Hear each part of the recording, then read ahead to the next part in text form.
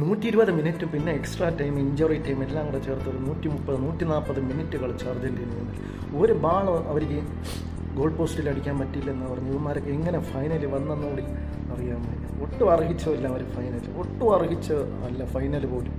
പിന്നെയാണ് കപ്പ്. ഇന്നിപ്പോൾ രാവിലെ നാസ്ത കഴിച്ചിട്ട് തിരിച്ചു വരുന്ന വഴിയാണ്. അപ്പോൾ ഇന്നത്തെ ദിവസത്തിനൊരു പ്രത്യേകതയുണ്ട്. ലോകത്തുള്ള എല്ലാവരും സന്തോഷിക്കുന്ന ഒരു ദിവസമായിരിക്കും.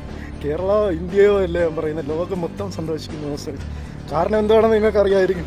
അർജൻറ്റീന ഇന്നലെ തോറ്റത്. ഇന്നലെ രാത്രി ഞാൻ ഇന്നലെ കളി കണ്ടില്ല. എനിക്ക് ഇങ്ങനത്തുള്ള കളികളൊക്കെ കാണാൻ ഭയങ്കര പേടിയാണ്, ടെൻഷൻ.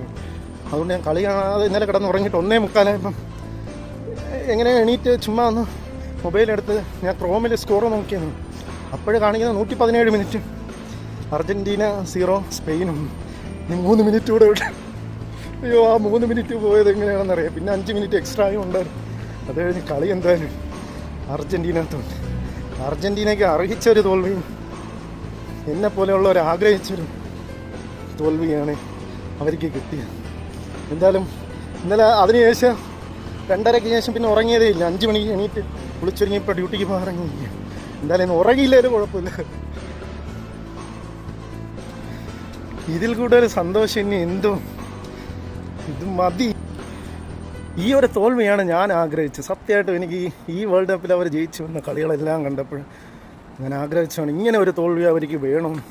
അതുപോലെ തന്നെ ഫൈനലിൽ ഞാൻ ആഗ്രഹിച്ച പോലെ തന്നെ ആ തോൽവി എനിക്ക് ആഘോഷിക്കാൻ പറ്റിയതിൽ വളരെ വളരെ സന്തോഷം.